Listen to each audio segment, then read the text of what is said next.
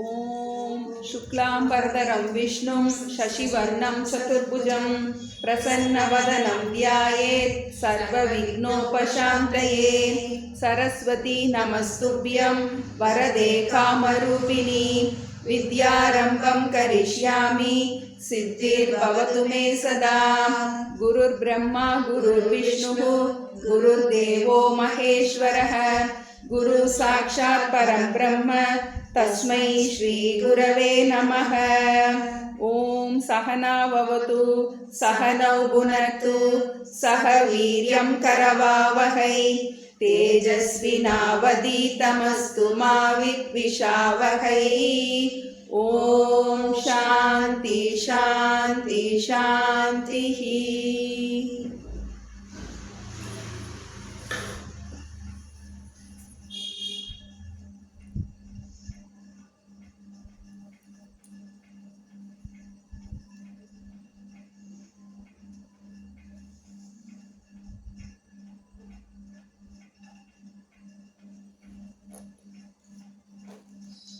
பொன்னில மாதராசை பொருந்தினர் பொருந்தார் உள்ளம் தன்னிலந்தரத்தில் ஜீவ சாட்சி மாத்திரமாய் நிற்கும் எண்ணிலங்களினும் மிக்க எழுநிலம் அவற்றின் மேலாம் நன்னிலம் மருவும் ஏக நாயகன் பதங்கள் போற்றி ஈன்றளித்தளிக்கும் செய்கைக்கு ஏதுவாம் அயனாய் மாலாய் ஆன்ற ஈசனுமாய் தானே அனந்த மூர்த்தியுமாய் நிற்கும் பூன்ற முத்தனுமாய் இன்ப புனரி ஆதவனாய் நாளும் தோன்றிய விமல போத சொரூபத்தை பணிகின்றேனே எவருடை அருளால் யானே எங்குமாம் பிரம்மம் என்பால் கவருடை புவனம் எல்லாம் கற்பிதம் என்றறிந்து சுவரிடை வெளிபோல் யான் என் ஸ்வரூப ஸ்வபாவம் ஆனேன் அவருடை பதும பாதம் அனுதினம் பணிகின்றேனே என்னுடை மனது புத்தி இந்திய சரீரம் எல்லாம் என்னுடை அறிவினாலே இரவி முன் இமமே ஆக்கி என்னுடை நீயும் நானும் ஏக்கமென்று ஐக்கியம் செய்ய என்னுடை குருவாய் தோன்றும் ஈசனை இறைஞ்சினேனே அந்தமும் நடுவும் இன்றி ஆதியும் இன்றி வான் போல் சந்ததம் ஒளிரும் ஞான சத்குரு பாதம் போற்றி பந்தமும் வீடும் காட்ட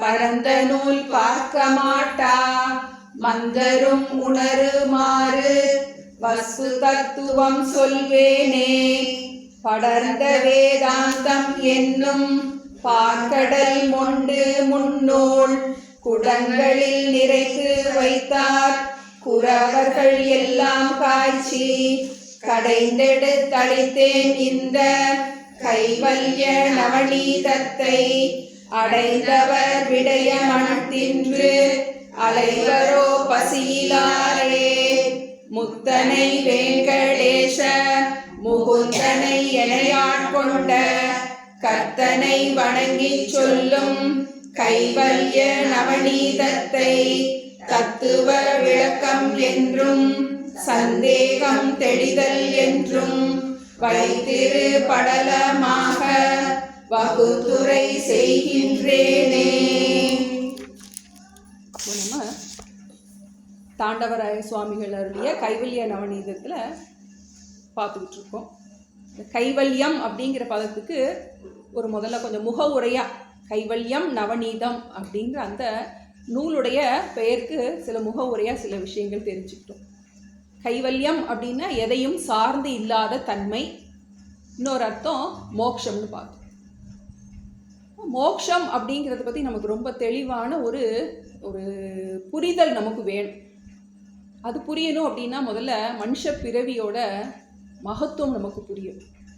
அது புரிஞ்சாதான் நமக்கு மோட்சம் தேவையா என்னங்கிறது நமக்கு புரியும். இப்போ நிறையா பேர் ஆன்லைனில் கேட்குறவங்க தேவையா, நாங்கள் கோயிலுக்கு போயிட்டே இருக்கோம், எங்களுக்கு அதுவே நல்லா தான் இருக்குது, மோட்சம் ஆத்மா இதெல்லாம் நமக்கு தேவையா, எனக்கு அதை பற்றிலாம் தெரிஞ்சுக்கணும்னு ஏதோ நிறைய பேர் சொல்கிறாங்கங்கிறதுக்காக நிறைய பேர் உள்ளே வரவங்க நிறைய பேர் இருக்காங்க. அப்போ அந்த மோட்சம் நமக்கு தெரியணும் அப்படின்னா இந்த பிறவி துன்பங்கிறது நல்லா புரியணும். நமக்கு இந்த மனுஷ பிறவியோட மகத்துவம் நமக்கு தெரியணும். எதனால இந்த பிறவி ரொம்ப சிறப்பாக சொல்லப்பட்டிருக்கு, அரிது அரிது மானிடலாய் பிறத்தல் அரிது அப்படின்னு ஔவையார் பாடியிருக்காங்க அப்படின்னா ஔவையார் முட்டாள் கிடையாது. நமக்கு ஒரு ஒரு ஒரு பெரிய செல்வம் நமக்கு கிடச்சிருக்கு, ஒரு வைர மாலை எனக்கு கிடச்சிருக்கு, அதை கொண்டு போய் நான் போய் நெருப்பில் போட்டேன் அப்படின்னா என்னன்னு சொல்லுவாங்க, எல்லாரும் முட்டாள் தான் சொல்லுவாங்க. அது மாதிரி ஒரு அரிதிற்கு அரிதான ஒரு மனித பிறவி நமக்கு கிடச்சிருக்கு. இப்போ எதனால் இந்த மனித பிறவி நமக்கு சிறப்பு அப்படின்னு சொல்கிறோம் அப்படின்னா, மற்ற ஜீவராசிகளுக்கு இந்த அறிவு கிடையாது, பகுத்தறியும் அறிவு கிடையாது. பகுத்தறியும் அறிவு எப்படின்னா, எது நிலையானது எது நிலையற்றது இதெல்லாம் புரிஞ்சுக்கிற அறிவு கிடையாது. நம்ம பிறவியில் மனித பிறவியில் மட்டும்தான் நம்மளால் புண்ணிய பாபம் செய்ய முடியும். மற்ற பிறவிகள் எல்லாமே போக ஜென்மான்னு சொல்லுவோம். ஒரு நாய் இருக்குது, ஒரு கழுதை இருக்குது, அதெல்லாம் அந்த பிறவி எடுக்கும்போது நம்மளால் அந்த பிறவியில் புண்ணிய பாபம் செய்ய முடியாது. நம்மளுடைய கர்மாவை கழிக்கிறதுக்காக அந்த பிறவியில் நம்ம அந்த சரீரத்தில் கொஞ்ச நாள் நம்ம குடி இருக்கும். ஏற்கனவே பார்த்தோம், நம்ம எல்லாருமே சொந்த வீட்டில் வாடகை சரீரத்தில் குடி இருக்கோம். எப்போனாலும் இந்த ஓனர் என்ன பண்ணலாம், நம்மளை காலி பண்ண சொல்லலாம். அந்த பயம் நமக்கு வேணும். இன்றைக்கி நம்ம ஒரு சரீரத்தில் சௌகரியமாக இருக்கோம், இதில் கூட பிரச்சனை இருக்கலாம், இந்த பிரச்சனைலாம் பழகி போயிருக்கோம். பக்கத்து வீட்டுக்காரங்க பிரச்சனையை பார்க்கும்போது நம்ம பிரச்சனை பரவாயில்ல அப்படிங்கிறது மாதிரி கூட இருக்கும். அடுத்த பிறவி நமக்கு என்ன பிறவியாக இருக்கும் அப்படிங்கிறது நிர்ணயிக்கும் சக்தி நம்ம கையில் இருக்கு. அடுத்து நம்ம என்னவா பிறக்கணும்னு விரும்புகிறோம், அல்லது இந்த பிறவி துன்பத்திலிருந்து நம்மளால் பூர்ணமாக விடுபட விரும்புகின்றோமா, இது நமக்கு நம்ம கையில் தான் இருக்குது. இந்த பிறவியினுடைய மகத்துவம் நமக்கு இந்த மனித பிறவியில் மட்டும்தான் நம்மளால் மோட்சத்தை அடைய முடியும். மற்ற பிறவிகள்லாம் நம்ம தேவ பிறவி எடுக்கலாம், நரகத்தில் இருக்கலாம், தேவலோகத்தில் போய் பிறவி எடுத்து நமக்கு அங்கே சுகங்களை அனுபவிக்கலாம். அது ஒரு விசா, நமக்கு எவ்வளோ நாளைக்கு அந்த புண்ணியம் இருக்கோ அவ்வளோ நாளைக்கு அங்கே இருக்க முடியும். அந்த தேவலோக சரீரமாக இருந்தால் கூட அதில் நம்மளால் புண்ணிய பாபம் பண்ண முடியாது. திரும்ப என்ன ஆகணும், நமக்கு வீசா முடிஞ்ச உடனே எப்படி நமக்கு அவரவர் இடத்துக்கு சேரணுமோ அது மாதிரி வீசா முடிஞ்ச உடனே அடுத்து எங்கே நம்ம அடுத்த கர்மா நமக்கு எங்கே வெயிட் பண்ணிகிட்டு இருக்கோ அந்த இடத்துக்கு நம்மளோட அந்த சுழலில் போயிட்டே இருக்கணும். இந்த பிறவி பயம் நமக்கு வேணும். நமக்கு இது தேவையா தேவையில்லையா அப்படின்னு நிறைய பேர் கேள்வி கேட்குறாங்க. ஏன்னா நிறைய பேர் புதுசாக உள்ளே வந்திருக்காங்க. இப்போ எனக்கு ஆத்மா பற்றிலாம் தெரியணுமா, மனுஷ பிறவி தெரியணுமா. இப்போ நம்மளுடைய கல்வியில் நமக்கு போகத்தை பற்றி தான் நமக்கு இதில் சொல்லுவாங்க, மெடிசினில் சொல்லுவாங்க, வெஸ்டர்ன் மெடிசின் எல்லாமே தே ஸ்டடி டிசீஸ், வியாதியை தான் படிக்குது. நம்ம இந்தியன் மெடிசினில் மட்டும்தான் தே ஸ்டடி ஹெல்த், ஆரோக்கியத்தை சொல்கிறது நம்மளுடைய நம்ம தேசத்தில் இருக்கின்ற அந்த மருத்துவம். இப்போ அதே மாதிரி மற்ற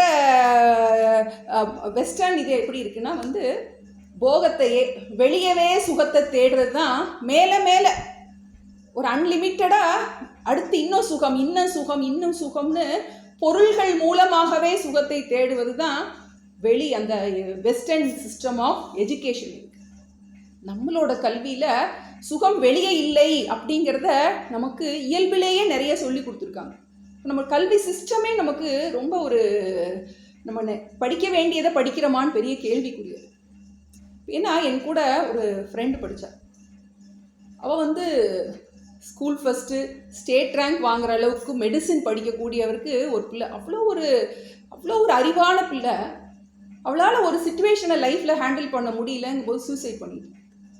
அப்போ அந்த சமயத்தில் அப்போ நமக்கு என்ன தெரியுது, அவள் படித்த படிப்பு அவளுக்கு ஹெல்ப் பண்ணலை. அவளுக்கு என்ன படிப்பு அவள் இத்தனை வருஷம் படித்தாலும் ஒரு பெஸ்ட் ஸ்டூடெண்ட், அவளால் ஒரு சூழ்நிலையை கையாள முடியல. நம்மளோட கல்வி அதுக்கு தக்கபடி தயார்படுத்தல். எவ்வளவோ கஷ்டங்கள் வரலாம், அதில் இருக்கிற அந்த போராட்டத்தை அவளால் சந்திக்க முடியாத. அப்போ என்ன படித்து என்ன பயன் நமக்கு? நமக்கு இந்த கல்வி நமக்கு என்ன கொடுக்க போகுது? அப்படின்னா நம்ம கஷ்டத்தை நாம் எப்படி கடந்து போகிறதுங்கிற ஞானத்தை கொடுக்கின்றது. எதுக்காக அந்த கைவல்ய நவநீதம் படிக்கிறோம் அப்படின்னா, வாழ்க்கையில் சுக துக்கம் மாறி மாறி வரத்தான் போகின்றது. ஆனால் அதை எப்படி, அந்த கஷ்டமான பாதையை நம்ம எப்படி சந்திப்பது, நம்மளுடைய புராணங்கள் இதிகாசங்கள் எல்லாமே நமக்கு அதை கற்றுக் கொடுத்துருக்கு. எதுலையுமே யாருமே சந்தோஷமா இல்லை. திரௌபதி ஆகட்டும், சீத்தையாகட்டும், தமயந்தி ஆகட்டும், கண்ணகி ஆகட்டும், எல்லாரும் கஷ்டப்பட்டிருக்காங்க. கஷ்டத்தை எப்படி தாண்டி வந்தாங்கங்கிற கல்வி தான் நமக்கு சின்னதுலேருந்தே நமக்கு சொல்லி கொடுக்கப்பட்டிருக்கு. ஆனால் நம்ம வெஸ்டர்ன் இதில் பார்த்தீங்கன்னா ஃபேரி டெய்ல்ஸ் தான் படிப்போம். They live happily ever after முடியும். எல்லா ஃபேரி டெய்ல்ஸுமே அப்படி தான் முடியும். இப்போ பிள்ளைங்க என்ன அதுதான் ஒரு வாழ்க்கைன்னு நினச்சிட்டு அந்த ஒரு கற்பனையிலே இப்போ இருக்காங்க. ஒரு சின்ன கஷ்டம் வந்தால் கூட என்ன பண்ண முடிய மாட்டேங்குது, அதை கையால் தடுமாற்றம் உண்டாகிட்டு. இப்போ இது நமக்கு என்ன சொல்லி கொடுக்க போகுது அப்படின்னா, நம்மளுடைய எதையும் சார்ந்து இல்லாத தன்மை அப்படிங்கிறத பார்க்கணும். சார்ந்து இருப்பது தான் பந்தம். பந்தம்னா என்ன? எனக்கு இது இப்படி கிடைச்சாதான் நான் நன்றாக இருப்பேன். பத்னாத்தினா கட்டுவது, நம்மை ஒன்றோடு கட்டி வைப்பது தான் பந்தம். அந்த கட்டிலிருந்து விடுபடுவது. மோட்சம்னா விடுபடுவது. முச்சுங்கிற தாத்து, அது சம்ஸ்கிருதத்தில் முச்சுனா விடுபடுவது. அந்த பந்தத்தில் இருந்து, பந்தம் நம்ம பார்க்குறோம், நமக்கு அனுபந்தம், பத்னாதி, பந்தனம் அப்படிங்கிறோம், ரக்ஷா பந்தனம். அப்போ என்னது? உனக்கு கட்டு, உனக்கு காப்பாற்றுகின்ற ஒரு கட்டு. பந்தம் அப்படின்னா நம்மை கட்டி வைப்பது. நம்ம யாரோட நம்மளை கட்டி வச்சுருக்கோம்? உறவுகளோட கட்டி வச்சுருக்கோமா, பொருள்களோட கட்டி வச்சுருக்கோமா, எதனோடய கட்டி வச்சுருப்போம். இப்போ அந்த கட்டை அவிப்பது. அந்த கட்டு இருக்கிறதுனால என்ன ஆக முடியல, நம்மளால் நிம்மதியாக இருக்க முடியல. இப்போ இந்த சாஸ்திரம் என்ன சொல்லி கொடுக்க போகுது அப்படின்னா, ஏதோ அதோ ஆத்மாவை பற்றி சொல்லி கொடுக்குதா அப்படின்னு புதுசாக கேட்குறவங்களுக்கு ஒரு மாதிரி பயமாக இருக்கும். ஆத்மானா வேறு ஒன்றுமே கிடையாது, நம்ம பற்றி தெரிஞ்சுக்க போகிறோம். இது வரைக்கும் நமக்கு எல்லாம் தெரியும். நமக்கு ஃபிசிக்ஸ் தெரியும், கெமிஸ்ட்ரி தெரியும், எப்படி இது ஒர்க் பண்ணுது, அது எப்படி ஒர்க் பண்ணுதுன்னு எல்லாம் தெரியும். ஆனால் நமக்கு நான் யாருங்கிறதே தெரியாது.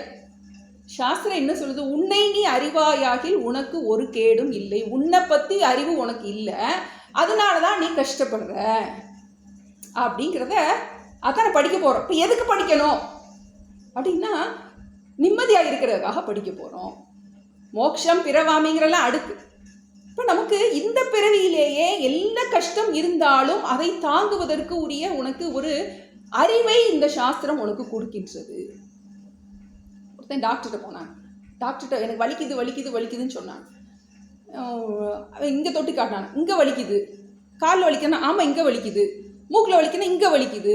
தலையில் வலிக்கணும், இங்கே வலிக்குது அப்படின்னு ஒவ்வொரு இடத்தையாக தொட்டு வலிக்குதுன்னு காட்டினான். அந்த டாக்டர் அவர் பார்த்துட்டு அவர் தொட்டாராம். அவர் மூக்கை தொட்டாரா, வலிக்குதானா வலிக்கலைங்கிறான். கையை தொட்டானா டாக்டர் தொட்டாரா, வலிக்கலைங்கிறான். வயிற்றை தொட்டாரா, அவர் வலிக்கலைங்கிறான். கடைசியில் எதனால வலிச்சிச்சு? அவன் கையில் விரலில் புண்ணு இருந்துச்சு, அதனால எங்கே தொடும்போது அவனுக்கு வலி உண்டாச்சு. அதுபோல் இப்போ பிரச்சனை எங்கே இருக்குது? வெளியே இல்லை, நம்மக்கிட்ட ஏதோ ஒரு மாற்றம் நமக்கு தேவைப்படுது. இந்த சாஸ்திரம் அதைத்தான் நமக்கு சொல்லி கொடுக்கும். இப்போ இது நமக்கு புதுசாக நமக்கு பாராயணம் பண்ணிட்டு வர்றவங்க, நிறைய தேவாரம் படிச்சிருக்கோம், எங்களுக்கு அதுவே போதும், do the best and leave the rest to God அப்படின்னு எங்களுக்கு அதுவே போதும் அப்படின்னு நிறைய பேர் இருக்காங்க. இப்போ நம்ம அவங்களெல்லாம் நம்ம கம்பல் பண்ண மாட்டோம். உங்களுக்கு அதில் கடவுளை சார்ந்து இருந்தே உங்களை பிரச்சனைகள் எல்லாம் சமாளிக்க முடியும் அப்படின்னா நம்ம என்ன பண்ண மாட்டோம், நம்ம அவங்கள கம்பல் பண்ண மாட்டோம். உங்களுக்கு ஒரு நாள் ஒரு தேடல் உண்டாகலாம். யாருக்கு இந்த டெக்ஸ்ட் பிரயோஜனமாக இருக்கும் அப்படின்னா, ஒரு இளவரசர் இருந்தார், நம்ம தெரியும் சித்தார்த்தர். யார்? கௌதம புத்தர். அவர் ஒரு நாள் என்ன பண்ணுறாரு, வெளியே பார்க்குறாரு. பார்க்கும்போது ஒரு மரணத்தை பார்க்குறாரு, ஒரு வயோதிகனை பார்க்குறாரு, வியாதியை பார்க்குறாரு. பார்க்கும்போது எனக்கும் இது மாதிரி ஆகுமா அப்படின்னு என்ன ஒரு பயம் வருது. நானும் இறந்து போயிடுவேனா, இப்போ எதனால் கஷ்டப்படுறாங்க மக்கள் அப்படின்னு சுற்றி முற்றி பார்க்குறாரு. பார்க்கும்போது நமக்கு அந்த மாதிரி ஒரு தேடுதல் யாருக்கு இருக்கோ, உலகத்தில் பார்க்கும்போது என்ன கடவுள் இவர், எதுக்கு இப்படிலாம் படைக்கணும், எவ்வளோ பேர் கஷ்டப்படுறாங்க, நல்லா உலகத்தை படைச்சிருக்க கூடாதா, பெரிய சேடிஸ்டாக தான் இருக்கணும். அப்படின்னு முதல்ல என்ன பண்ணுவாங்க, முதல்ல இந்த விவேகானந்தர், சின்மயானந்தர் எல்லாருமே முதல்ல ஏத்திஸ்டாக தான் இருந்தாங்க, நாஸ்திகம் தான் பேசிட்டு இருந்தாங்க. என்ன கடவுள்னு ஒருத்தர் இருந்தா எதுக்கு இப்படிலாம் படைக்கணும் அப்படின்னு இந்த மாதிரி கேள்விகள்லாம் யாருக்கு வருதோ, யாருக்கு இந்த மாதிரி ஒரு தேடுதல் இருக்கோ, இல்லை நான் சாமி கும்பிட்றேன், என் பிள்ளை குடும்பம் இதுக்கே எனக்கு சரியா போகுது, எனக்கு நான் சந்தோஷமா இருக்கேன்னா ஓகே, நம்ம அதை பற்றிலாம் கேட்க போகிறது கிடையாது. இதையும் தாண்டி ஏன் கஷ்டம் வருது, அந்த ஒரு புத்தனுக்கு மட்டும்தான் அந்த ஒரு கேள்வி வந்துச்சு, எதனால எல்லாரும் கஷ்டப்படுறாங்க. சின்ன வயசுல நம்ம இதெல்லாம் வந்து கொஸ்டின் ஆன்சரா படிச்சிருப்போம். What is the reason for suffering, desire is the root cause for all suffering. அந்த காலத்தில் 2 வரியில நம்ம ஸ்கூலில் படிச்சிருப்போம். அதோட நம்ம வாழ்க்கை முடிஞ்சிருச்சு. அதை பற்றி ஆழமாலாம் என்னது கிடையாது, நம்ம யோசிக்கிறது கிடையாது. இப்போ இந்த மாதிரி ஒரு கேள்வி யாருக்கு இருக்கோ அவங்களுக்கு பதிலாக இந்த சாஸ்திரம் அமையும். இப்போ நம்ம இதில் என்ன பார்க்க போகிறோம், நான் யாருங்கிறத பற்றி தெரிஞ்சுக்க போகிறோம். இறைவன்னா என்ன, உலகம்னா என்ன, எப்படி படைக்கப்பட்டது, ஏன்னா நமக்கு நிறைய கேள்வி வரும். இப்போ கர்மா காரணம் அப்படின்னு சொல்கிறோம், நம்ம போன ஜென்மா காரணம், அப்போ ஜென்மா எப்படி வந்துச்சு, இப்பெல்லாம் நம்ம கேள்வி கேட்போம். சாஸ்திரம் இதெல்லாமே அனுமதிக்கின்றது. இதுக்கு எல்லாத்துக்கும் பதிலாக இந்த சாஸ்திரத்தை நம்ம முழுமையாக படிக்க முடியும். நம்ம ஏன் படிக்கணும், ஏன்னா 2-3 பேர் ஃபோன் பண்ணி கேட்டாங்க வந்து, எங்களுக்கு இதே போதுமே, நாங்கள் வந்து தேவாரம் இதெல்லாம் படிக்கிறோம், எங்களுக்கு இது போதும், do the best and leave the rest to God, இது தேவையா, மோட்சம் தேவையா, ஆத்மா இதெல்லாம் கொஞ்சம் பயமாக இருக்கே. யாருக்கு இது தேவை, இந்த மாதிரி சாஸ்திரத்தில் சொல்லப்பட்டிருக்கு, மீண்டும் மீண்டும் பிறவி சக்கரம் இருக்குது, இதுலேருந்து விடுபடணும் அப்படின்னா இதுக்கு ஒரு உபாயம் இருக்குது அப்படின்னு அவங்களுக்கு கொஞ்சம் தெளிவுபடுத்துறதுக்காக. இன்னொன்று எடுத்தோடனே உடனே புரியும், இது வந்து சாஸ்திரம் வந்து டஃப்பாக இருக்கிற மாதிரி இருக்குது அப்படின்னு சொன்னாங்க. இந்த சாஸ்திரம் வந்து முதல்ல கேட்கும்போது கொஞ்சம் கஷ்டமாக இருக்கிற மாதிரி இருக்கும். இல்லையே சொல்லுவாங்க, கிளாஸில் காவாசி தான் புரியும், அப்புறம் திரும்ப போய் கேட்கும்போது அதையே நம்ம யோசிக்கும் போது என்னாகும், அரைவாசி புரியும். திரும்ப டவுட்டை டிஸ்கஸ் பண்ணும்போது முக்கால்வாசி புரியும். காலக்கிரமத்தில் நம்மளுடைய வாழ்க்கை அனுபவத்தோடு அதை உரசி பார்க்கும்போது முழுமையாக புரியும். இன்னொருத்தவங்க ஃபோன் பண்ணி சொன்னாங்க வந்து, எனக்கு புரியல, 3 தடவை கேட்டேன், அதுக்கப்புறம் புரிஞ்சிச்சு அப்படின்னாங்க. இப்போ இதுக்கு இந்த ஏன்னா முகவுரையாக நான் சொல்ல வேண்டியது இருக்குது வந்து, புரியலை அப்படின்னு ஒரு கிளாஸ் 2 கிளாஸில் விட்டுட்டு வர்றது புத்திசாலித்தனம் கிடையாது. சின்ன பிள்ளைய முதல்ல ஸ்கூலில் கொண்டு போய் விட்டோன்னே என்ன ஆகும், அழுவும், 1 மாதம் அழுவும். ஏன்னா அதுக்கு புரிபடாது, என்ன இது புது சூழ்நிலை, புதுசாக இருக்குது, எல்லாரும் பேசுகிறதெல்லாம் வித்தியாசமாக இருக்குன்னு புரியாது வந்து. அப்புறம் என்னாகும், அதுக்கப்புறம் அது கொஞ்சம் கொஞ்சமாக அதில் அடாப்ட் ஆகிடும். ஒரு 3 மாதம் புதுசாக கேட்குறவங்க, முதல்ல புதுசாக உள்ளே வர்றவங்க ஒரு 3 மாதம் ட்ரை பண்ணி பார்க்கலாம், என்ன சொல்ல வர்றாங்க அப்படிங்கிறத தெரிஞ்சுட்டு அவங்க முடிவு பண்ணலாம், இது நமக்கு தேவையா தேவையில்லையா. இந்த முகவுரை நமக்கு ரொம்ப முக்கியமான நினச்சேன், 2-3 பேர் டவுட்டு கேட்டதுனால. இப்போ நமக்கு கைவல்யம் நவநீதம். கைவல்யம்னா மோட்சம், எதையும் சார்ந்து இல்லாத தன்மை. நவநீதம்னா ஞானம், எதையும் சார்ந்து இல்லாத ஒரு குணம் நமக்கு எப்படி உண்டாகுங்கிறத பற்றின ஞானத்தை இந்த நூல் சொல்லப்பட்டிருக்கு. இன்னொன்று மோட்சத்தை பற்றி சொல்லப்பட்டிருக்கு. இந்த நூல் வந்து ரமண மகரிஷிக்கு ரொம்ப ஃபேவரட்டான டெக்ஸ்ட். அவர் ரொம்ப அதிகமாக எல்லாரையும் படிக்க சொல்வாராம் இந்த நூல் வந்து. இதை எழுதினவர் பேர் தாண்டவராய சுவாமிகள். அவர் 15ஆம் நூற்றாண்டுன்னு சொல்லப்படுது. சிலர் 350 வருஷம்னு சாந்தி சொல்கிறாங்க. இன்னொரு இதில் புக்கில் பார்த்தேன் 15ஆம் நூற்றாண்டுங்கிற மாதிரி இருந்துச்சு. நமக்கு காலம் எதுன்னு நமக்கு தெரியல, ஆனால் அவர் நன்னிலத்தில் இருந்திருக்காருன்னு புரியுது. தாண்டவராய சுவாமிகளும் அவருடைய குருவான நாராயண தேசிகர் 2 பேருமே நன்னிலத்தில் தான் அவங்களுடைய அதிஷ்டானம் இருக்குது. அவங்களுடைய சமாதி இன்னும் இருக்குது. பக்கத்தில் 2 பேருடைய சமாதியும் இருக்குது. 2 பேருமே வைகாசி விஷாகத்தன்னைக்கு அவங்க சமாதி அடைஞ்சதாக சொல்லப்படுகின்றது. எப்படியோ நமக்கு இந்த ஹிஸ்ட்ரிலாம் நமக்கு தேவையில்லை, ஆனால் ஒரு அருமையான ஒரு நூல். எப்படி இந்த சமஸ்கிருதம்லாம் தெரியாதவங்களுக்கு இந்த சாஸ்திரத்தினுடைய ஆழத்தை சொல்லக்கூடிய ஒரு நூல் நமக்கு அவர் மூலமாக நமக்கு கிடச்சிருக்கு. இந்த முகவுரையோடு நம்ம தொடங்கலாம். இப்போ நம்ம முதல் பாயிரம் 7 பாடல்கள் இருக்குது. ஒவ்வொரு கிளாஸ்லையும் தொடங்கும் போது நம்ம இந்த பாயிரத்தை சொல்லி தான் நம்ம இதை தொடங்க போகிறோம். இதுக்கு அந்த மெட்டு போட்டிருக்காங்க. இங்கே ஏற்கனவே கைவல்ய மாதர் சங்கம்னு இந்த நூல் படிக்கிறதுக்குன்னே விருதுநகரில் அந்த காலத்துலேருந்து கிட்டத்தட்ட ஒரு 70-80 வருஷமாக இதை படிச்சுக்கிட்டு வர்றாங்க. அதுக்கு அவங்க ஒரு மெட்டு போட்டிருக்காங்க. அதை நான் வாட்ஸ்அப்லேயும் அனுப்பியிருக்கேன். நீங்கள் மனப்பாடம் பண்ணுறவங்க அதை யூஸ் பண்ணிக்கலாம். இன்னொருத்தவங்க கேட்டாங்க மனப்பாடம் பண்ணித்தான் ஆகணுமா அப்படின்னு. அதெல்லாம் எங்கள் வயசுக்கு முடியுமா அப்படின்னு கேட்டாங்க வந்து. இது வந்து ஆப்ஷன். நம்ம வந்து மனப்பாடம் பண்ணணுங்கிறத வந்து ஆப்ஷனாக தான் நம்ம சொல்கிறோம். தீவிரமாக இருக்கிறவங்களுக்கு, அதாவது பசிக்கிறவங்க எவ்வளோ நாள் சாப்பிட்ருவாங்க அதனால நமக்கு அதை பயன்படுத்தி கொள்ளலாம். அந்த பாராயணம் பண்ணுறவங்க பண்ணலாம், மனப்பாடம் பண்ணுறவங்க பண்ணலாம், சும்மா கேட்குறவங்க கேட்கலாம். ஆனால் மனப்பாடம் பண்ணா தான் மோட்சமாக அதெல்லாம் ஒன்றும் கிடையாது. உனக்கு இந்த விஷயம் மனசில் ஆழமாக பதியணும். இதுக்கு இந்த மனப்பாடம் பண்ணுறது ஒரு ஹெல்ப்பாக இருக்கும். இந்த டியூன் போட்டது அதை விட ஹெல்ப்பாக இருக்கும். நமக்கு டியூன் போடும்போது எத்தனையோ சினிமா பாட்டெல்லாம் படிச்சிருக்கோம். இது ரெகுலராக கேட்டால் அவங்களுக்கே மனப்பாடம் ஆயிரும். ஏன்னா இது அவ்வளோ ஒரு எளிமையான ஒரு தமிழில் சொல்லப்பட்டிருக்கு. நம்ம முதல் பாட்டுக்கு நம்ம போகலாம். நம்ம பொன்னில மாதராசை பொருந்தினர் பொருந்தார் உள்ளம் தன்னிலந்தரத்தில் ஜீவ சாட்சி மாத்திரமாய் நிற்கும் எண்ணிலங்களினும் மிக்க எழுநிலம் அவற்றின் மேலாம் நன்னிலம் மருவும் ஏக நாயகன் பதங்கள் போற்றி. எடுத்தோடனே ஒரு நமஸ்கார ரூபமான மங்கள ஸ்லோகம்னு பார்த்தோம். இதுல அவரு குருவையும் இறைவனையும் ஒரு சேர நமஸ்காரம் பண்ற மாதிரி 2 பொருள்பட எழுதியிருக்காரு.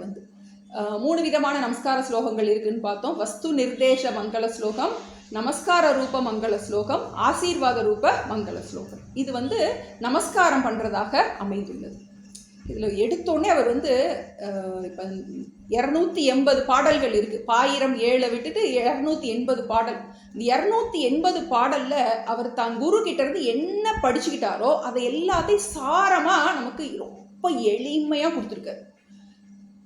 அந்த சாரத்தின் சாரம் அதை எளிமையாக அந்த நூலில் அவர் என்ன சொல்ல வர்றாரு, அவர் கிடைச்ச பிரயோஜனத்தை 2 ஸ்லோகத்தில் கொடுக்குறாரு. எப்படி இந்த அர்ஜுனனுக்கு கிருஷ்ணர் எடுத்தோடனே ஆத்ம தத்துவத்தை டப்புன்னு போட்டு உடைச்சார் இல்லையா, ஹையஸ்ட் சொன்னார் இல்லையா, அது மாதிரி இந்த தத்துவம், நம்மளுடைய அந்த ஆத்ம தத்துவத்தை, அந்த இறைவனுடைய தத்துவத்தை, அந்த பிரம்ம தத்துவத்தை எடுத்த உடனே அதை சொல்லி நமஸ்காரம் பண்ணுற.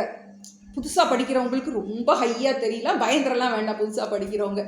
ஏன்னா இதுதான் நமக்கு கிடைக்க போகின்ற பிரயோஜனம்.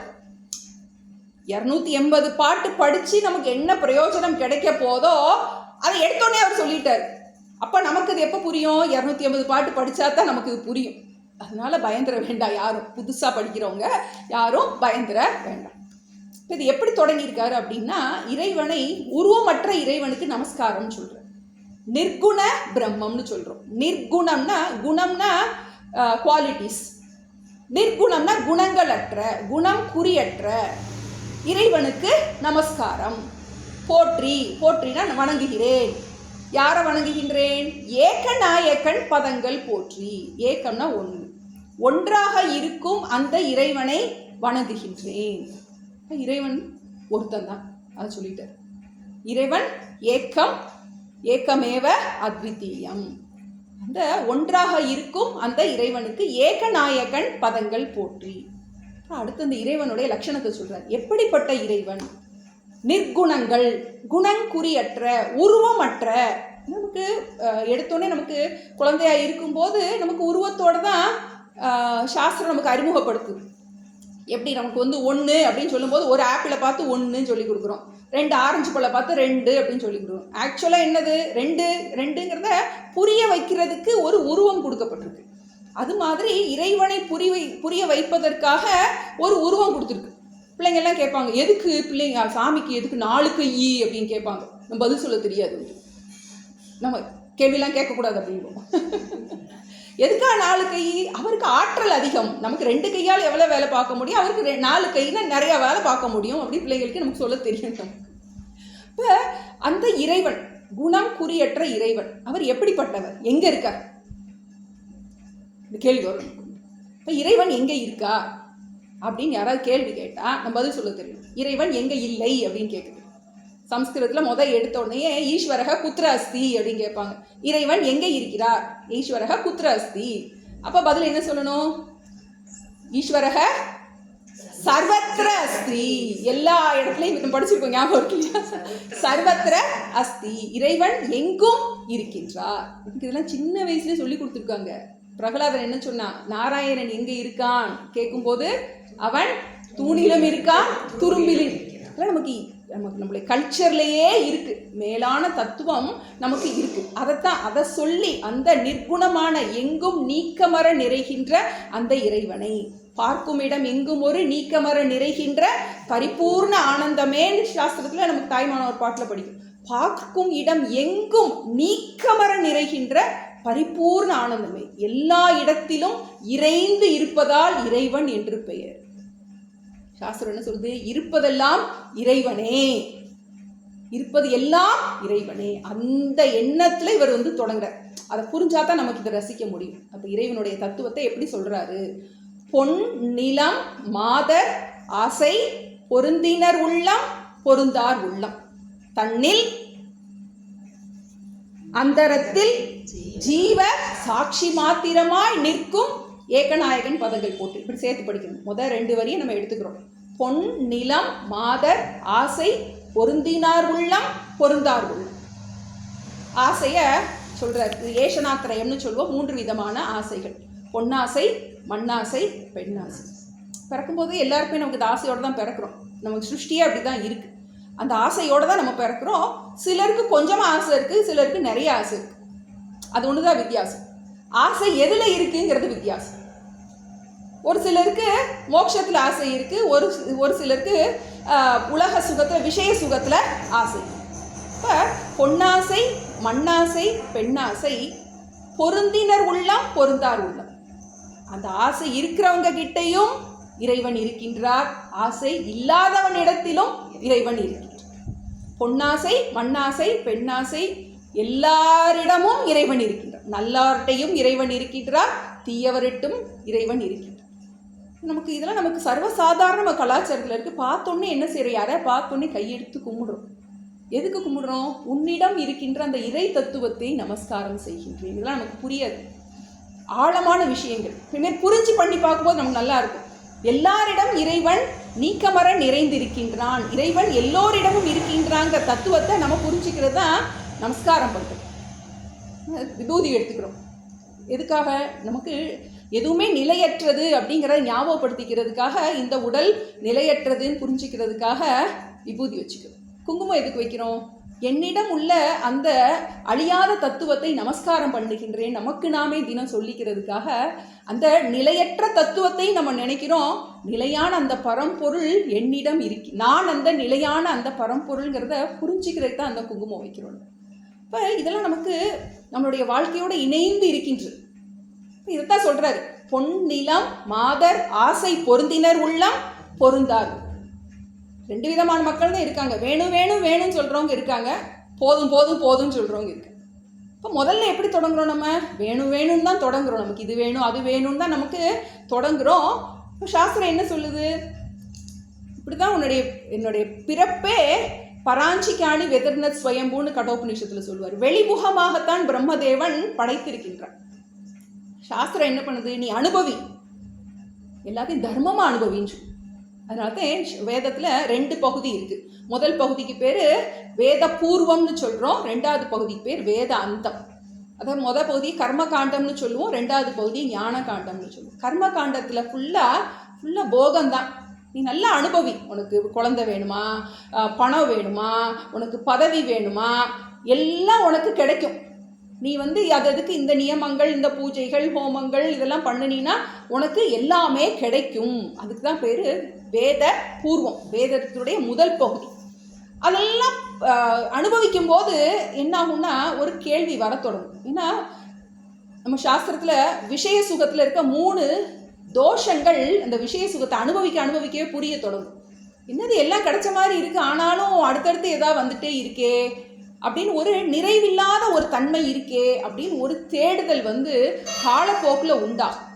அந்த காலப்போக்கில் அந்த தேடுதல் உண்டாகும் போது அவன் என்ன பண்ணுறான்? அந்த மனுஷன் அவனுக்கு அப்போ தான் இதை பற்றின ஒரு தேடுதல் உண்டாகிட்டு அவன் என்ன பண்ணுறான்? வேத பூர்வத்திலிருந்து வேத அந்தத்துக்கு வர்றான். போதும், வயசாயிடுச்சு, எனக்கு எல்லாம் முடிஞ்சு போச்சு, இனி அடுத்து என்னங்கிறத சாஸ்திரம் சொல்லியிருக்கிறத பார்ப்போம் அப்படின்னு சொல்லிட்டு வேத அந்தத்துக்கு வரோம். இப்போ பொருந்தினர் உள்ளம் பொருந்தார் உள்ளம். பொருந்தினர் ஆசை உடையவர்கள் எப்படி இருக்காங்க? பிரவൃத்தியிலே இருக்காங்க, எனக்கு இது வேணும் அது வேணும்னு கர்ம காண்டத்திலே இருக்காங்க, வேத பூர்வத்தில் இருக்காங்க. ரெண்டாவது பகுதி மக்கள் எப்படி இருக்காங்க? போதும் எனக்கு அப்படின்னு சொல்லிட்டு எனக்கு மோட்சம் வேணும் அப்படின்னு, அதுக்கு பேர் நிவர்த்தி மார்க்கம்னு சொல்கிறோம். அவங்க தான் வேதாந்தத்துக்கு வர்றாங்க. வேதாந்தத்தில் வந்ததுக்கப்புறம் குரு கிட்ட போய் சாஸ்திரத்தை படிச்சுக்கலாம். எப்படிப்பட்டவராக இருந்தாலும் பொருந்தினர் பொருந்தார் உள்ளம் தன்னில். அடுத்து என்ன சொல்லியிருக்காரு? உள்ளம் தன்னில் அந்தரத்தில். அந்தரத்தில்னா ஆகாசத்துக்கு பேரு அந்தரம்னு பேர். உள்ளம் தன்னில் அந்தரத்தில். உள்ளம் தன்னில் அந்தரத்தில் ஹிருதய ஆகாசத்தில். இது ஒரு மேலான ஒரு தத்துவத்தை சொல்றாரு, ஆகாச தத்துவத்தை சொல்றாரு. ஆகாசங்கிறது நமக்கு சிதம்பர ரகசியம் அப்படின்னு சொல்லுவாங்க. சிதம்பர ரகசியம் சொல்லிட்டு அங்கே பார்த்தா என்ன இருக்கும்? சும்மா ஒரு வெட்டவெளி இருக்கும், அதில் என்ன மாட்டியிருப்பாங்க? ஒரு மாலை மாட்டி வச்சுருப்பாங்க. அதுக்கு பெரிய தத்துவார்த்தம் இருக்குது. அதாவது எப்படி ஆகாசம் எல்லா இடமும் நிறைந்திருக்கின்றதோ அதுபோல இறைவன் எங்கும் நீக்கமற நிறைந்திருக்கின்றார். எப்படி ஆகாசம் எதனோடும் ஒட்டாமல் இருக்கின்றதோ அதுபோல இறைவன் எதிலும் ஒட்டாதவராக இருக்கின்றான். மேலான தத்துவம். அந்த பரம்பொருள்தான் என்னுடைய ஹிருதயத்திலும் இருக்கின்றது. எது ஒன்று இந்த உலகத்தை இயக்குகின்றதோ அதுதான் என்னுடைய உள்ளத்தையும் இருக்கின்றது. அதை குறியீடாக இந்த ஹிருதய ஆகாசத்தில் எப்படி இருக்காரு? ஜீவ சாட்சி மாத்திரமாய்.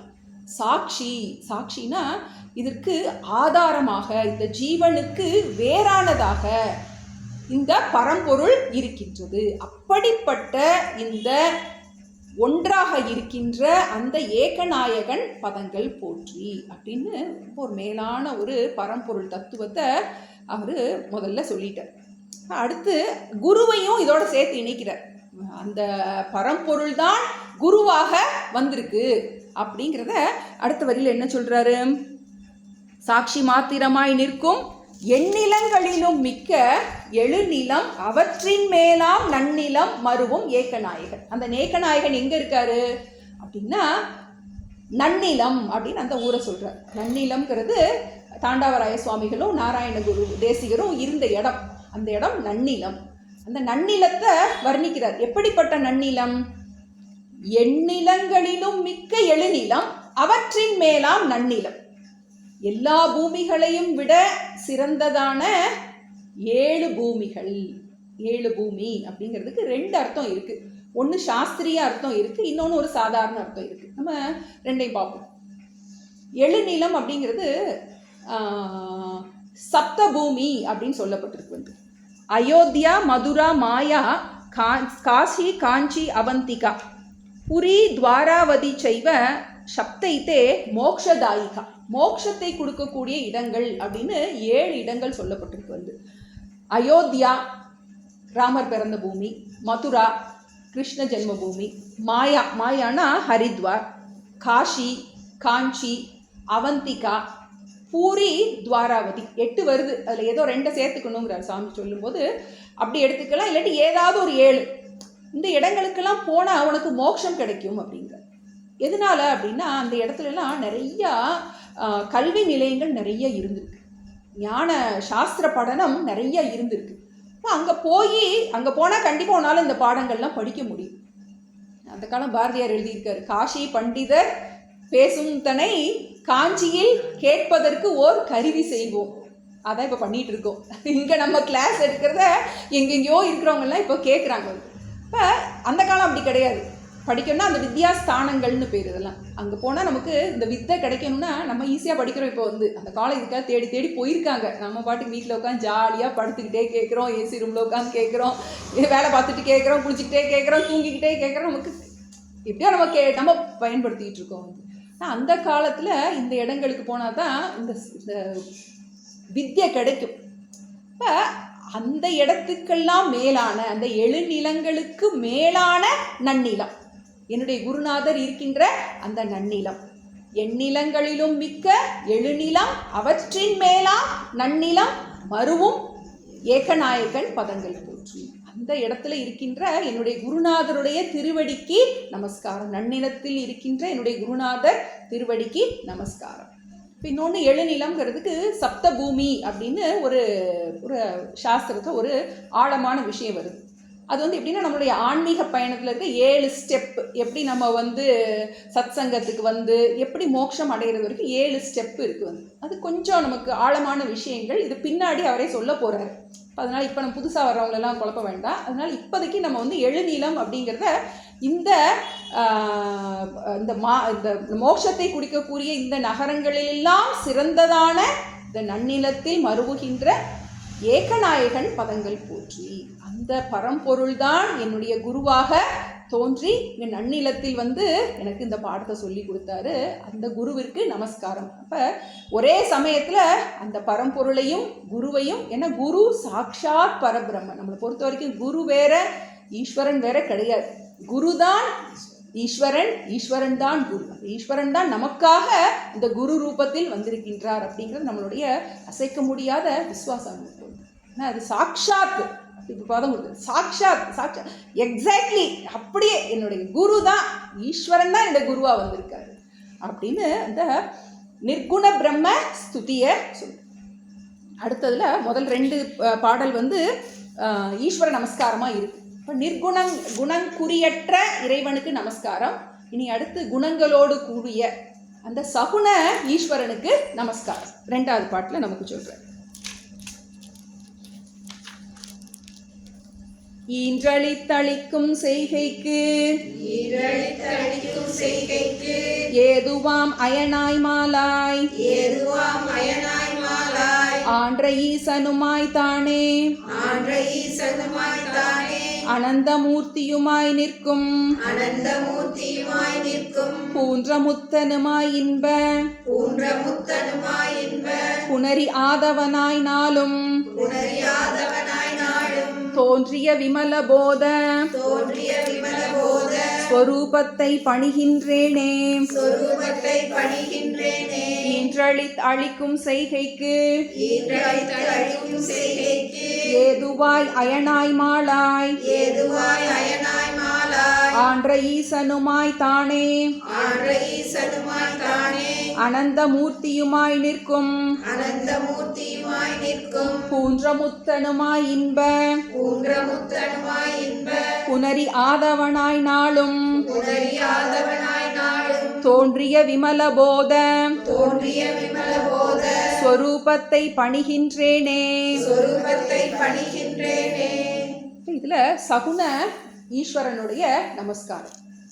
இப்போ இதில் ஈன்று அழித்து அழிக்கும் செய்கைக்கு ஏதுவாய் அயனாய் மாலாய் ஆன்ற ஈசனுமாய் தானே அனந்த மூர்த்தியுமாய் நிற்கும். எல்லா கடவுளையும் உள்ளே கொண்டு வந்துட்டார். நமக்கு தெரியும், படைத்தல், காத்தல், அழித்தல், மூன்று கிருத்தியங்கள், 3 விதமான செயல்கள் செய்கின்றவராக இறைவன் இருக்கின்றார். இப்போ படைத்தல் யாரது? ஈன்றுனா படைத்து, அழித்துனா காத்து, அழித்து அதை சம்ஹாரம் செய்து, சிருஷ்டி ஸ்திதி லயம்னு நம்ம சொல்கிறோம். அந்த செய்கைக்கு ஏதுவாய் அயனாய் மாலாய், அயன்னா நமக்கு தெரியும் பிரம்மா, நான்முக கடவுளாகிய அந்த பிரம்மதேவராகவும், மாலாய் திருமால், உலகை காத்து ரட்சிக்கும் திருமாலாகவும், ஆன்ற ஈசனுமாய் அந்த அழிக்கும் கடவுளாகிய அந்த மகேஸ்வரனாகவும், தானே அனந்த மூர்த்தியுமாய் பரம்பொருள், அந்த உருவமற்ற பரம்பொருள் தான் என்ன ஆகுது? உருவத்தோடு கூடிய இறைவனாக மாயையால் உண்டாகின்றது. அதை பற்றி நம்ம படிக்க போகிறோம். எப்படி இறைவன் உருவம் இல்லாத இறைவன் எப்படி உருவத்தோடு கூடிய கடவுளாக நமக்கு உலகை படைத்து காத்து அழிக்கும் இறைவனாக எப்படி நமக்கு அதை தோன்றுகின்றார் அப்படிங்கிற நமக்கு இந்த சிருஷ்டியில் படிக்க போகிறோம். இப்போ அந்த நிர்குண பிரம்மன் தான், அந்த உருவமற்ற கடவுள் தான் உருவம் தாங்கி இந்த உலகை படைத்து காத்து அழித்து இயக்குகின்றது அப்படிங்கிற அனந்த மூர்த்தியுமாய். அனந்த மூர்த்தினா எல்லா கடவுளையும் சேர்த்து போட்டுக்கலாம். நமக்கு நம்ம கருப்பசாமி, ஐயனார், என்ன ஏகப்பட்ட என்ன செய்கிறோம், நம்ம கடவுளை நம்ம உருவம் நம்ம வச்சுக்கணும். டவுட் வரும் நமக்கு வந்து, எதுக்காக இத்தனை உருவங்கள் நமக்கு தேவையா? நிறைய இன்னும் ரொம்ப அறிவாக கேள்விலாம் கேட்பாங்க வந்து, கடவுள் தான் எல்லா இடத்துலையும் இருக்காரு, எதுக்காக கோயிலுக்கு போகணுமா? கோயிலில் போய் தான் கடவுளை கும்பிடணுமா? எல்லா இடத்துலையுமே கடவுள் இருக்காரே அப்படின்னு யாராவது கேள்வி கேட்டால் நம்ம திரும்ப கேள்வி கேட்கணும். எல்லா இடத்துலையும் காற்று இருக்குல்ல, எதுக்கு ஃபேனை போட்டு ஃபேன் அடியில் வந்து உட்கார்ற? அந்த ஃபேன் அடியில் வரும்போது என்ன ஆகுது நமக்கு? அதனுடைய காற்றினுடைய பவர் கொஞ்சம் கூடுதலாக கிடைக்குது நமக்கு. அது மாதிரி அந்த இடத்துல கோயிலில் போனால் அங்கே சில எப்படி ஃபேன்னால் நமக்கு நிறையா காற்று கிடைக்குதோ அந்த இடத்துல அங்கே தெய்வீக ஆற்றல் நிறைந்ததாக இருக்கின்றது. ஏன்னா நமக்கு நிறைய கேள்விக்கு பதிலே தெரிய மாட்டேங்குது நமக்கு வந்து. அதனால தான் நமக்கு நம்ம பிள்ளைங்களாம் கேள்வி சின்ன வயசில் கேட்பாங்க, முதல்ல நமக்கு பதில் தெரியாது, வந்து பேசாமல் இருன்னு சொல்லிடுவோம். இப்போ அந்த இறைவன் தான் என்னவா இருக்காரு? உருவமற்ற அந்த இறைவன் தான் பிரம்மாவாக, விஷ்ணுவாக, ஈஸ்வரனாக, அனந்த மூர்த்தியுமாக நமக்கு போட்டுட்டே இருக்கோம். நமக்கு எத்தனை விதமான உருவங்கள்னால் நமக்கு கொடுக்க முடியும். அந்த சக்தி ஒன்று தான். அதை நம்ம வழிபடுற விதம் வேற. என்ன பண்ணுறோம்? நமக்கு ஒரு விக்னம் நமக்கு இருக்கக்கூடாது அப்படின்னா என்ன செய்கிறோம்? அந்த விக்னேஸ்வர உருவத்தை நம்ம தியானம். மூர்த்தி ஒன்று தான். அதை நம்ம என்ன செய்கிறோம்? பலவிதமான ரூபத்தில் நம்ம வழிபடுகிறோம். என்னுடைய குரு தான் என்னவா இருக்காரு? விஷ்ணுவா இருக்காரு, சிவனா இருக்காரு, பிரம்மாவாக இருக்கின்றாள். ஆன்ற ஈசனுமாய் தானே அனந்த மூர்த்தியுமாய் நிற்கும் பூன்ற முத்தனுமாய் இன்பப் புணரி ஆதவனாய் நாளும் தோன்றிய விமலபோத சொரூபத்தை பணிகின்றேனே. அந்த இறைவன் சொரூபத்தை சொல்றார். எப்படிப்பட்டவராக இருக்கின்றார் அப்படின்னா, பூன்ற முத்தனுமாய், எந்த விதமான பந்தமும் இல்லாதவராய். பூன்றனா பூர்ணமான முக்தனாக. இறைவனுக்கு பந்தம் கிடையாது. இறைவனுக்கு தான் யார் என்னும் ஞானம் உண்டு. ஜீவர்களுக்கு தான் நம்மை பற்றின ஞானம் கிடையாது. அவர் பூர்ண முக்தனாக இருக்கின்றார் இறைவன். இன்பப் புணரி ஆதவனாய் நாளும் தோன்றிய விமலபோத சொரூபத்தை பணிகின்றேன். பணிகின்றேன்னா நமஸ்காரம் பண்றேன். எப்படிப்பட்ட இறைவன்?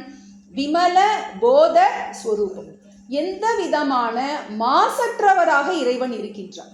இப்போ மனுஷர்களுக்கு தான் ராகத்வேஷம்லாம் உண்டு. இது பிடிக்கும், அது பிடிக்காது. இறைவனுக்கு பாரபட்சம் கிடையாது, எந்த விதமான விருப்பு வெறுப்பும் கிடையாது. இறைவன் அப்படிப்பட்டவராக இருக்கின்றார். விமலம்னா மலமற்ற, மாசற்ற. விமல தேசிக விமல போத ஸ்வரூபம். அந்த ஞான வடிவாக இருக்கின்றார் இறைவன். ஞானமே வடிவாகிய வயலூர் பெருமான் இவர் சொல்வார். கிருபானந்த வாரியார் சொல்லும்போது அவர் ஞானமே வடிவாக இருக்கின்றார். மனுஷன் எப்படி இருக்கோம்? நம்ம அஜ்ஞானமே வடிவாக இருக்கும். நம்ம அதான் நமக்கும் இறைவனுக்கும் உள்ள வித்தியாசம். இப்போ அப்படிப்பட்ட எந்த இறைவனை, யார்கிட்ட என்ன இருக்குமோ அதான் அங்கே போனால் கிடைக்கும். 10 ரூபா வச்சுட்டு போனால் 10 ரூபா கிடைக்கும். வந்து இறைவன் எப்படி இருக்காரு? ஞான வடிவாக இருக்கின்றார். அவர்கிட்ட போனால் என்ன கிடைக்கும்? நமக்கு அந்த ஞானம் நமக்கு கிடைக்கும். சிரிக்கிறவங்கிட்ட போனால் நம்ம சிரிக்க வைப்பேன், அழுகிறவங்கிட்ட போனால் நம்ம அழகாக வைப்பேன், கோபமாக இருக்கிறவங்கிட்ட போனால் நம்மளை கோவப்படுத்துவேன். அது மாதிரி யார்கிட்ட என்ன இருக்கோ அதை வந்து கொடுக்க முடியும். இப்போ இறைவன் ஞான வடிவை உடையவனாக இருக்கின்றான். இன்பப் புணரி ஆதவனாய். இன்பப் புணரினா ஆனந்த வடிவாக இருக்கின்றார் அப்படின்னு சொல்லலாம். இன்னொரு அர்த்தம், புணரினா என்னது? கடல், ஆனந்த கடல். கடலாகவும் இறைவன் தான் இருக்கின்றார். 2 விதமாக எடுத்துக்கலாம். ஆனந்த புணரி அப்படிங்கிறது ஆனந்த சொரூபமாக இருக்கின்றார் இறைவன் சொல்லலாம். இறைவன் தான் கடலாகவும் மலையாகவும் எல்லாவாகவும் இறைவன் தான் இருக்கின்றான். ஆதவனாய், ஆதவனா என்னது? சூரியன். ஒளி கொடுப்பவனாக இறைவன் தான் இருக்கின்றான். நம்ம வாழ்க்கையில் நமக்கு அவ்வளோ இருள் இருக்கும்போது அந்த வெளிச்சமாக, அந்த இருளுக்குரிய வெளிச்சமாக யார் கொடுக்க முடியும்? இறைவன் தான் கொடுக்க முடியும். சாஸ்திர ரீதியில் பார்க்கும்போது ஆனந்த வடிவாக, சித் வடிவாக, பூரணமாக நாளும் தோன்றிய அப்படின்னா நித்தியமாக, சத்தாக, சித்தாக, ஆனந்தமாக, எல்லா மலைகளாக, நதிகளாக, சூரியனாக, சந்திரனாக எல்லாமாகவும் அந்த இறைவன் தான் இருக்கின்றான். எல்லா வடிவங்களில் இருப்பதும் அந்த உருவமற்ற அந்த பரம்பொருளே. அந்த உருவமற்ற பரம்பொருள் தான் என்ன சொல்கிறோம்? நம்ம பிரம்மம்னு சொல்கிறோம், இறைவன்னு சொல்கிறோம், நிர்குண பரம்பொருள்னு சொல்கிறோம், மெய்ப்பொருள்னு சொல்கிறோம். அந்த மெய்ப்பொருள் தான் எல்லா விதமான நாமரூபமாகவும் இருக்கின்றது. அப்படிப்பட்ட அந்த விமல போத சொரூபத்தை பணிகின்றேனே, அப்படிப்பட்ட அந்த இறைவனை நான் வணங்குகின்றேனே. ஒரு மேலான கருத்துக்களை சொல்லியிருக்காருன்னு பார்த்தோம். அடுத்து குருவை சொல்லுது. முதல்ல எடுத்தோடனே நிர்குண பிரம்மம், அடுத்தது சகுண பிரம்மம். ஓர் நாமம் ஓர் உருவம் இல்லானுக்கு 1000 நாமம் கூறி தெல்லேனம் கொண்டான். இறைவனுக்கு பெயர் வடிவம்லாம் கிடையாது. நம்ம வசதிக்காக என்ன பண்ணுறோம், நம்ம இந்த பெயர் வடிவம் எல்லாம் கொடுத்துருக்கோம்.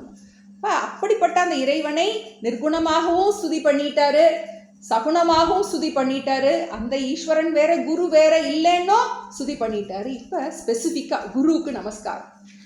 எப்படிப்பட்ட குரு? 3, 4, 5 3 பாட்டுலையும் அந்த குருவுக்கு நமஸ்காரம் சொல்கிறேன். எவருடை அருளால் யானே எங்குமாம் பிரம்மம் என்பால் அவருடை புவனம் எல்லாம் கற்பிதம் என்றறிந்து சுவரிடை வெளிபோல் யான் என் ஸ்வரூப ஸ்வபாவமானேன் அவருடை பதும பாதம் அனுதினம் பணிகின்றேனே எவருடை அருளால் யானே எங்குமாம் பிரமம் என்பால் அவருடை புவனம் எல்லாம் கற்பிதம் என்றறிந்து சுவரிடை வெளிபோல் யான் என் ஸ்வரூப ஸ்வபாவமானேன் அவருடை பதுமபாதம் அனுதினம் பணிகின்றேனே. குருவுக்கு நமஸ்காரம் பண்றாரு.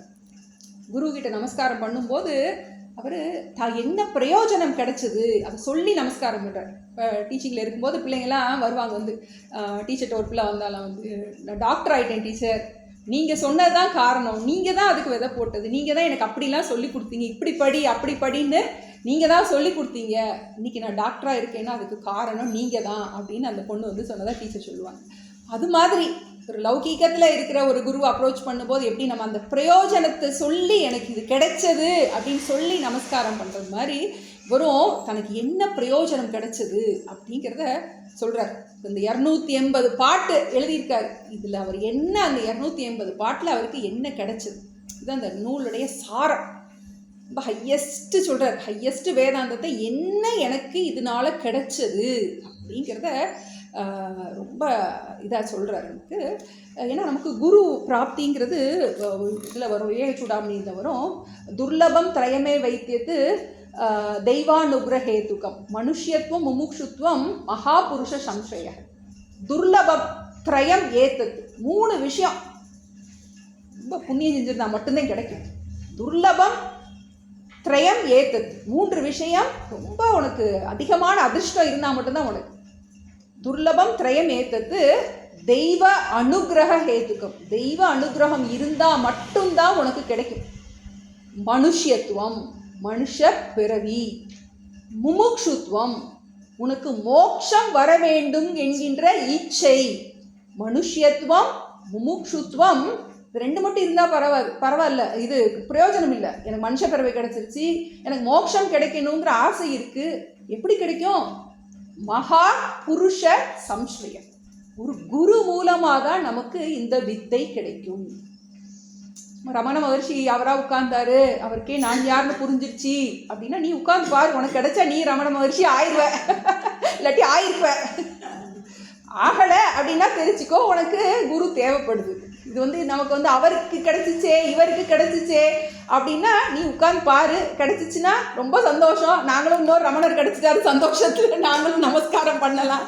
ஆனால் உனக்கு கிடைக்கல அப்படின்னா என்ன பண்ணணும்? நம்ம துர்லபம் திரயம் ஏத்தது தெய்வானுகிரஹேதுகம் மனுஷ்யத்துவம் முமுக்ஷுத்வம் மகாபுருஷ சம்ஸ்ரயம். இப்போ இந்த 3 நமக்கு கிடைக்கும். மனுஷ்யத்துவம் நமக்கு வேணும், முமுக்ஷுத்வம் எனக்கு போதும், எனக்கு அறம்பொருள் இன்பம் நல்லா அனுபவிச்சாச்சு, எனக்கு அதில் தெரிஞ்சிருச்சு, அதில் இன்பமும் துன்பமும் கலந்து தான் இருக்குது அப்படின்னு புரிஞ்சுக்கிட்டேன். இனிமேல் எனக்கு துக்கப்பட தெம்பு இல்லை, திராணி இல்லை, இனிமேல் நான் மரியாதையாக என்ன பண்ணுறேன், அடுத்த பிறகு என்ன பிறகு வரும்னு தெரியாது, என்னென்ன கஷ்டம் வரும்னு தெரியாது. ஏன்னா சுற்றி முற்றி பார்க்குறோம், இந்த பிறவியில் இந்த கஷ்டத்துலலாம் இருந்து நம்ம தப்பிச்சிட்டோம், அடுத்த பிறவியில் ஏதோ ஒன்று வந்துட்டா என்ன ஆகும், நமக்கு அந்த பயம் வரணும் இல்லையா? மனுஷத்துவம் முமுக்ஷுத்துவம். இப்போ இந்த மோட்சம் எதுக்காக? இந்த பிறவியிலிருந்து விடுபடுவது. அதுக்கு என்ன வேணும்? மகாபுருஷ சம்ஸ்ரய, இந்த குருனால. அப்படிப்பட்ட குருவுக்கு நமஸ்காரங்கிறது. சின்மயானந்த சாமிஜிட்ட போய் ஒருத்தர் கேட்டாராம், சாமிஜி நீங்கள் எனக்கு அவ்வளவு சொல்லி கொடுத்துட்டீங்க சாமிஜி, நான் உங்களுக்கு ஏதாவது தட்சிணை கொடுக்கணும் அப்படின்னா. அவர் சொன்னார், யூ காண்ட் அஃபோர்ட் அப்படின்னாரா. உன்னால் இந்த வித்தைக்கு இந்த உலகத்தையே கொடுத்தாலும் உன் தராசு மேலே தான் நிற்கும். இதுக்கு ஈக்குவலாக உன்னால் தட்சிணை கொடுக்கவே முடியாது. ஏன்னா இதுக்கு பூரண நிம்மதியை கொடுக்கக்கூடிய சாஸ்திரம். ஏன்னா இதனுடைய மகத்துவம் தெரியணும். நமக்கு என்ன கிடைக்க போகுது அப்படின்னா, இந்த உலகத்தில் இருக்க எல்லா பொருளையும் கொடுத்தா கூட இந்த ஞானத்தினால் உனக்கு கிடைக்கின்ற நிம்மதிக்கும் மன அமைதிக்கும் உன்னால் ஈக்குவேட் பண்ணவே முடியாது. அதனால தான் யூ காண்ட் அஃபோர்ட். உன்னால் இதுக்கெல்லாம் தட்சணை கொடுக்கவே முடியாது, அதனால் கொடுக்கணும்னு நினைக்காது. அப்படியே கொடுக்கணும்னு நினச்சா என்ன செய்ய? நீ இதை கடைபிடிச்சு 4 பேர் சொல்லி கொடுங்க. அதுதான் கொடுக்கக்கூடிய குரு தட்சிணை. குரு வார்த்தையை வாழ்ந்து அதை நீ பிறருக்கு இந்த சந்தோஷத்தை வழங்குவது தான் என்னது. நம்ம இதில் பார்ப்போம், இந்த மணி சொல்லுவாங்க, இந்த மணி என்ன மணி, பொன்னையும் இரும்பையும் பொண்ணாக்கக்கூடிய அந்த மணி என்ன மணி, குருவுக்கு ஒரு எக்ஸாம்பிள் சொல்லுவாங்க, ரசமணி. அது பேர் உண்டு. அதாவது அது என்னாகும், அந்த ரசமணி இரும்பை தங்கமாக்கும். அந்த அதை திரும்பவும் இன்னொரு அதுக்கு ஒரு அது படிச்சுட்டு வரேன், கேட்டு வரேன். ஆமாம், பொண்ணாக்கக்கூடியது. சாதாரணமான ஒரு இரும்பையும் பொண்ணாக்கக்கூடிய அந்த ஒரு மணி. குரு அப்படிப்பட்டவர். நம்மளுடைய சாதாரணமாக ஒரு ஜீவனாக ஒரு சாதாரணமாக இருக்கக்கூடியவரை பொண்ணாக்கக்கூடிய அந்த ஒரு சாமர்த்தியம் உடையவர். அப்படிப்பட்டவர் அந்த குரு. அந்த குரு கொடுத்த அந்த ஞானத்தை சொல்லி அவர் ரசவாதம் நம்ம சொல்லுவோம். அது ஆமாம், அதுக்கு பேர் உண்டு அதுக்கு. ஆமாம், சரி பார்ப்போம் அது என்னன்னு. இப்போ எப்படிப்பட்ட குரு? அவருடைய பதுமபாதம் அனுதினம் பணிகின்றேனே. தினம் நமஸ்காரம், நமஸ்காரம், கோடி நமஸ்காரம். ஏன்னா எத்தனை நமஸ்காரம் பண்ணாலும் அவர் கொடுத்த வித்தைக்கு ஈடாக எதுவுமே சொல்ல முடியாது. அனுதினம் பணிகின்றேனே. அவர் எப்படிப்பட்டவர் அப்படிங்கிறதுக்கு 3 விஷயம் என்ன சொல்லி கொடுத்தாருங்கிறத அவ்வளோ ஒரு மேலான கருத்தை சொல்லி கொடுத்தாரு. என்ன சொல்லி கொடுத்தாரு? எவருடைய அருளா, எந்த குருவோடைய அருளால 3 விஷயம் தெரிஞ்சுக்கிட்டார். யானே எங்குமாம் பிரம்மம், யானே எங்குமாம் பிரம்மம். அதை சொல்லி கொடுத்த குருவுக்கு நமஸ்காரம். பிரம்மம் அப்படின்னா பரம்பொருள், பெரிய பொருள் அப்படின்னு பார்த்தோம். பிருகத்தமத்வாத் பிரம்ம. அந்த பரம்பொருள் நானே அப்படிங்கிற சொல்லி கொடுத்தோம். யானே எங்குமாம் பிரம்மம். இந்த பரம்பொருள் நானே அப்படிங்கிறத சொல்லி கொடுத்து ரொம்ப ஹையாக தெரியலாம். புதுசாக படிக்கிறவங்களுக்கு மெல்ல மெல்ல படிப்போம், பார்ப்போம். யானே எங்குமா பிரம்மம். 2வது என்ன சொல்லியிருக்காரு? கவருடை புவனம் எல்லாம் கற்பிதம்.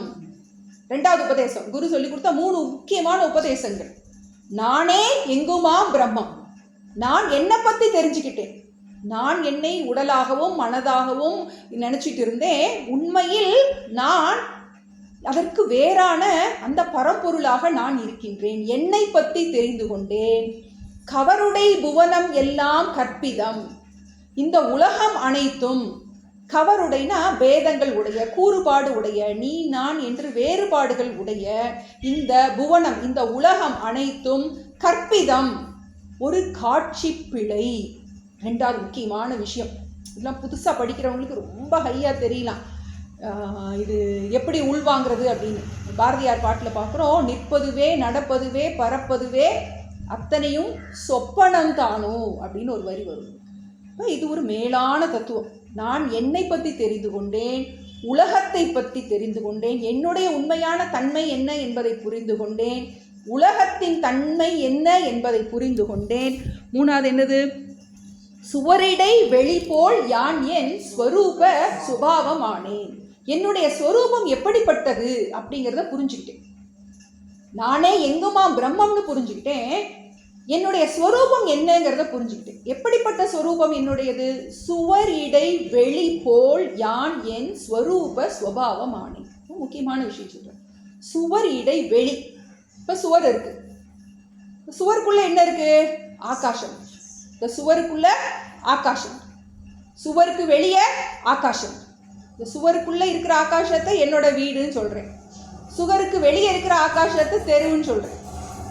சுவருக்குள்ள ஆகாசம் இருக்கு, சுவருக்கு வெளியவும் ஆகாசம் இருக்கு. உண்மையில் ஆகாசத்தில் தான் சுவரே இருக்கின்றது. நிறைய பானையா இருக்கு, அந்த பானைக்குள்ள எல்லாம் என்ன இருக்கு? அந்த ஆகாசம் இருக்கு. பானைக்கு வெளியேயும் ஆகாசம் இருக்கு. உண்மையில் ஆகாசத்தில் தான் இந்த பானைகளே இருக்கின்றது. அதுபோல நான் நீ என்ற பேதம் இருந்தாலும் ஒவ்வொருவருக்குள்ளும் இருக்கின்ற அந்த மெய்ப்பொருள் தத்துவம் ஒன்றே. எப்படி சுவத்துக்குள்ளேயும் ஆகாசம் இருக்கு, சுவருக்கு வெளியேயும் ஆகாசம் இருக்கோ, அதுபோல என்னில் அந்த பரம்பொருள் என் உள்ளும் இருக்கின்றது, எனக்கு வெளியும் இருக்கின்றது அப்படின்னு ஒரு ஹையஸ்ட் டீச்சிங்கை சொல்கிறேன். இதுக்கு புரியணும் அப்படின்னா கொஞ்சம் நமக்கு ஆழமான விஷயங்கள் நம்ம பார்த்துக்கணும். அந்த நான்கிறத நம்ம புரியணும். இப்போ நம்ம என்ன சொல்லியிருக்காரு? 3 விஷயம் சொல்லியிருக்காரு. யானே எங்குமாம் பிரம்மம், என்னை பற்றி ஒரு விஷயம் சொன்னார். நான் பிரம்மம்னு சொன்னார். 2வது உலகம் கற்பிதம்னு சொல்லிட்டார். 3வது நான் சுவரிடை வெளிப்போல் ஆகாசம் போல எங்கும் நீக்கமர நிறைந்தவன் அப்படின்னு சொல்லி நம்ம அதான் பார்த்துட்டு இருக்கோம். அங்கே கர்மண்ய கர்ம விஷயத்தில் பார்க்குறோம். ஆத்மா ஏகக அப்படின்னு பார்க்குறோம். இப்போ இந்த நான், அந்த நானை தான் குறிப்பிடுறார் மெயினாக. அந்த நான் என்னை பற்றி புரிஞ்சுக்கிட்டேன் அப்படின்ட்டு.